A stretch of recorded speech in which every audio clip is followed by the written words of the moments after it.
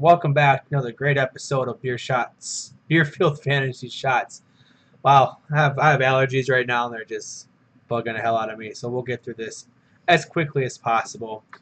I'm your bartender tonight. I'm Dan Theory at Theory BFF on the Twitters. You can follow Nick Sparts as well on Twitter at Nick Sparts, but he's mainly on the show page. You can follow Chris Hopper and wish him a happy birthday at Hop BFF. Happy birthday, buddy. I will see you guys a little bit later tonight when we record. Also, we're here, folks. We finally made it. Week 1 starts tonight. Patriots and Chiefs. I expect it to be a blowout. Not because I want it to be. I really don't like the Patriots. That's my guess. So we have a lot of news to talk about today. A lot of players are on the injury report. Some players who were already hurt are coming back. So we're just going to jump right on into the news. For my next episode, I'm going to figure out what I want to talk about next. After this week, though, everything should really fall, into line with our shots episodes going forward. Week 1's just a little wacky. So moving on to the news that just broke out about 15 minutes ago. The Patriots, or per Ian Rappaport via Twitter, New England is placing Malcolm Mitchell on IR. Right now, it's unclear if it's for the entire season or if it's for a designated to return, which means he would come back sometime later in the season. This just makes the trade for Philip Dorsett that much more clear. We weren't sure what was up with Malcolm Mitchell. He was questionable to play week 1, and all of a sudden he's on IR. So what this means right now is that Chris Hogan's short-term hold on the wide receiver 2 job in New England should be his. Amendola is going to be on a snap count. They're going to watch him. He probably has the most chemistry of all the healthy receivers with New England and then with Brady. So they want to make sure that he is always, 100% and then ready to go at full speed. But for the long term, I kind of like Philip Dorsett a little bit more. He brings a little bit more to the table than with Chris Hogan. He was a first-round talent that does say a lot. He ran the same 40 time as Brandon Cooks. They're kind of similar players, but it just stretches the field that much more, which means Gronk and Amendola, who will primarily work out of the slot, can do their job with even less people covering them. In terms of Malcolm Mitchell, though, he's obviously safe to drop for redraft. I'm going to drop him in my Dynasty leagues. He is only 24 years old, but he needed to do well this year to kind of hold on to that job in New England, and then with the unknown of Brady's future after this year, apparently, which makes his future a little more cloudy. That would be Mitchell, of course. So we're moving on to some Chargers news. Per Jack Wayne via Twitter, Mike Williams has resumed catching passes, but he's not running routes at full speed. Mike Williams was able to avoid the reserve or Publis, which is a good thing, which means he does have a chance to be back before week 6, which would have been the earliest he would have been able to return if he was put on the PUP list. The Chargers were reportedly hoping for a week 4 return from Mike Williams, but it looks like week 5 is probably the minimum that he could return in. So week 6, week 7, I guess, is a safe bet. If you did draft Mike Williams, I hope you put him on IR. If you haven't yet, I wouldn't pick him up now, but in a few weeks when we know more about this, I would try to pick him up a week before. If you do, just don't expect him to blow up right away. He has to earn his spot. He's got a lot of good receivers ahead of him right now, and he has to develop that chemistry with Philip Rivers. And there's a lot of red zone targets, so he doesn't have that immediate red zone value like some other guys in this, with his similar body size in this league, someone like Kenny Galladay, which we'll talk about a little bit later. Moving on to some Washington news. Jamison Crowder was added to the injury report. It's for a hip injury, and now he's questionable to play on Sunday.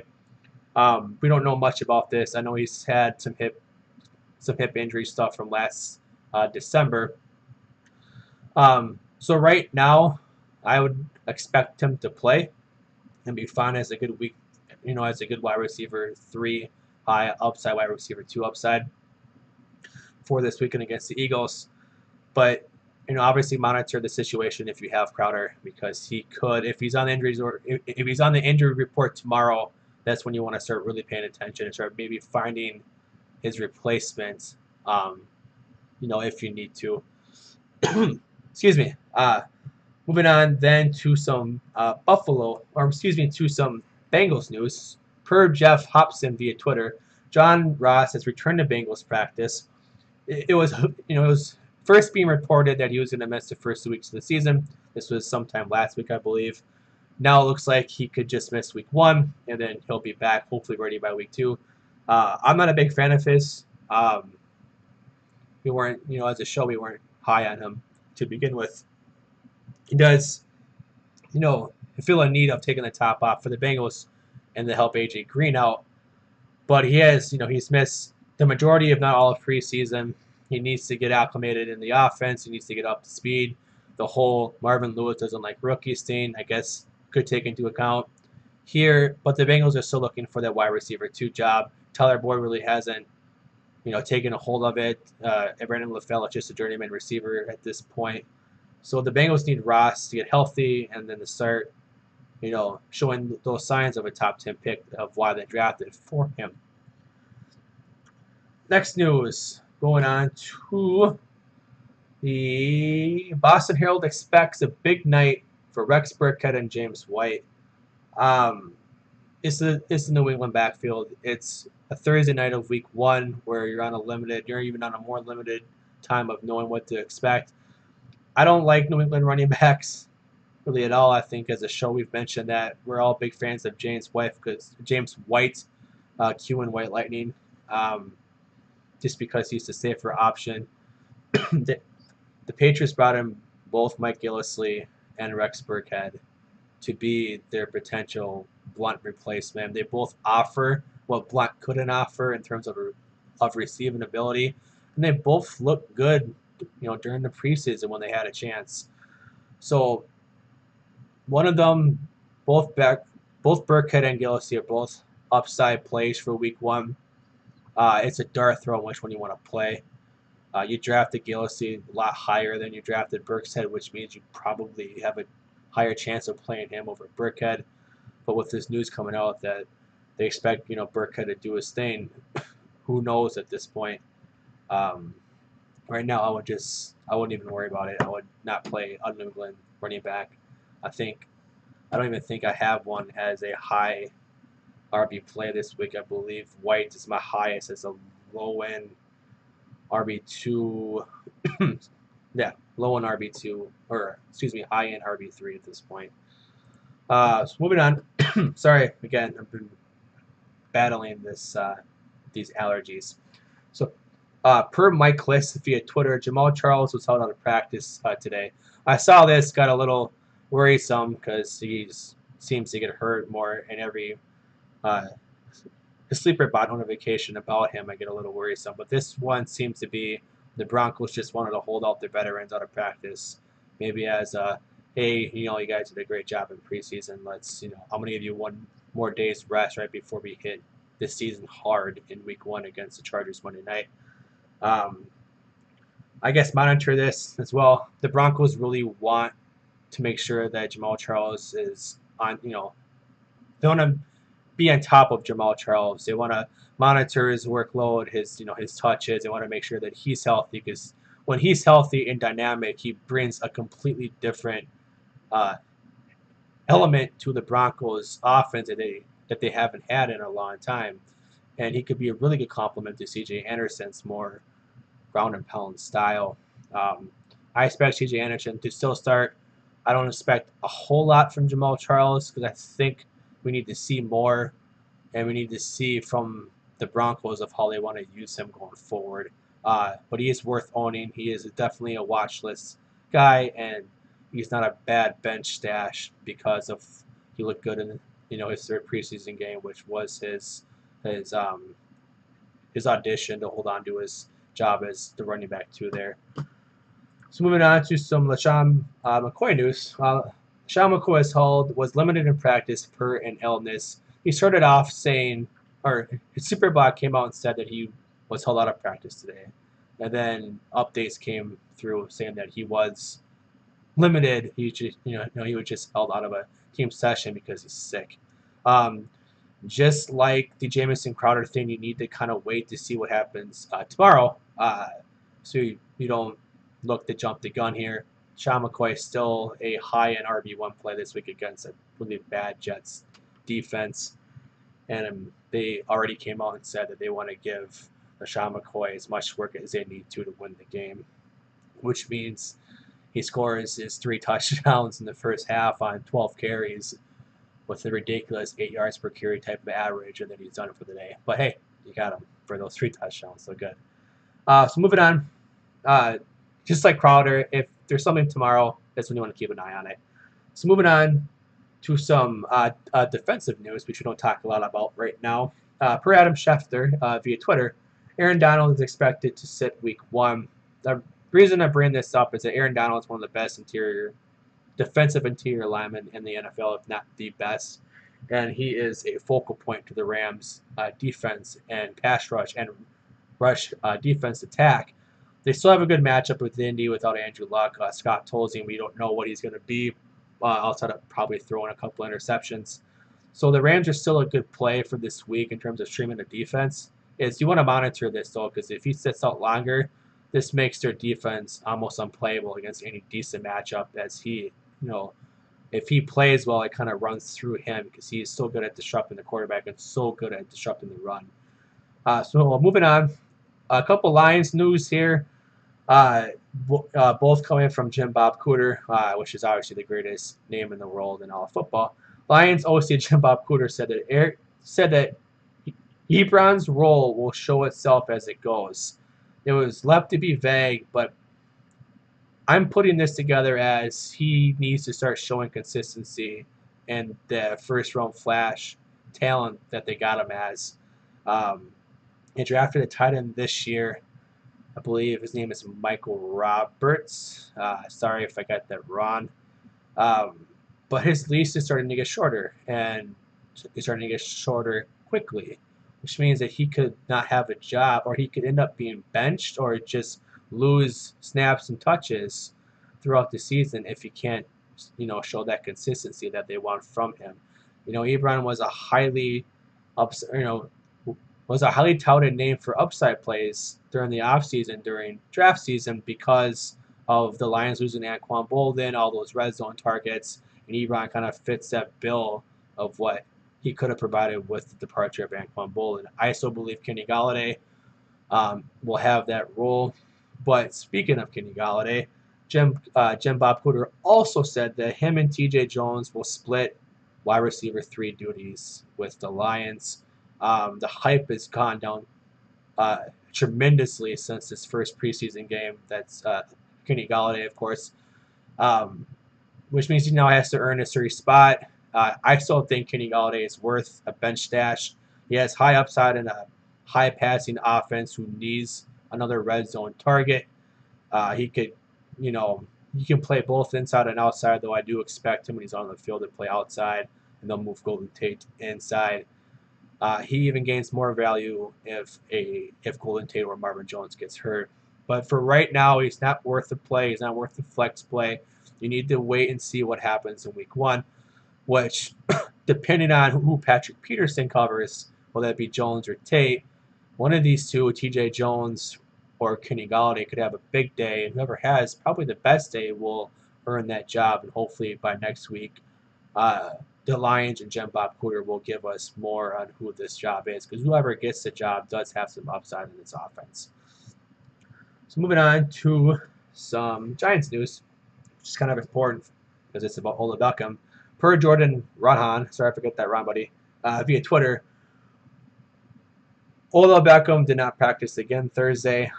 He was, though, seen warming up in full pads and was working with trainers off on the side. It was kind of the same thing that he did yesterday, where it won't count as a practice, but he's showing those signs of potentially coming back. He was asked yesterday after practice what his availability was going to be like for Sunday, and Odell said uh, he wouldn't count it out. He doesn't sound too sure. He's not. It's one of those cautions. One of those cautiously optimistic type of things. I don't necessarily like this, but if you drafted Odell as your number one receiver, I mean, obviously you're going to play him if he's going to play. It's one of those situations where what the Lions did with Kelvin Johnson during his injuries, where he could just be a decoy, or what the Falcons did with Julio. If Odell is healthy, they're going to play him. What his role will be is to remain unseen. But you're not going to bench Odell if he's going to play. It is what it is. Something that you have to monitor, and also keep note. He hasn't practiced since he suffered this injury. This leg, I believe, is a leg injury. Uh, uh, I want to say during week 2 or 3 of the preseason. I want to say week 2. So just something obviously keep monitoring, and hopefully he can get healthy soon because Odell's a beast, and I love watching him play. Moving on to some Jacksonville Jaguars news. Per and Ryan O'Halloran via Twitter, TJ Yeldon has finally returned back to practice. The Jaguars are looking for Fournette's backup there. It's between Chris Ivory, TJ Yeldon, and Corey Grant. When Yeldon got hurt, Chris Ivory saw a lot of the first team snaps. Corey Grant was probably the best looking running back out of the 3 in preseason, and you saw him earn more snaps with the first team as the preseason went along. I don't like this backfield. I don't like Jacksonville's offensive line. Fournette is clearly the best running back in this backfield, so his job is safe if he's healthy. It's just they have a tough draw this week against Houston, and I believe that Fournette's going to get a healthy share of touches if he can stay healthy. He doesn't poise the upside of Zeke, because when Zeke went to Dallas in their draft last year, he was drafted behind a top 5 offensive line. Jacksonville doesn't have a top 5 offensive line. They may have a top 20 at best, and an offense that's sputtering with Blake Bortles essentially going backwards with his progression to the point where they may look for a new quarterback next year. So none of these 3 running backs are worth owning. It's just worth mentioning if Fournette gets hurt, kind of what this backfield could look like if that were to happen. Moving on to a last piece of news. Bears OC Dowell Loggins. Sorry if I got that wrong, Hopper. I'm sure you'll yell at me about it later.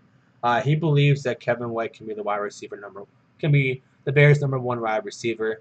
He was drafted to be number 1 wide receiver. It's the reason why they let Alshon Jeffrey go, is because they believe that White could be this player. And last year, before he got hurt, he showed flashes of that.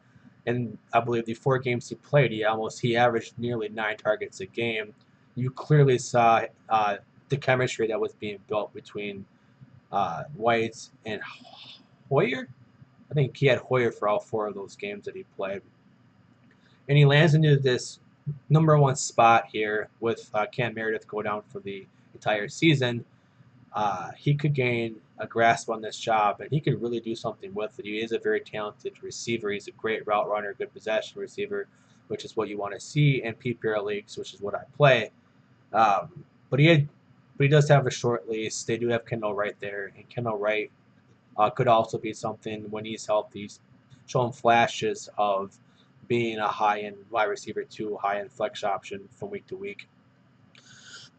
Excuse me, but from this point on, it's White's job until otherwise spoken. But he does have a short leash.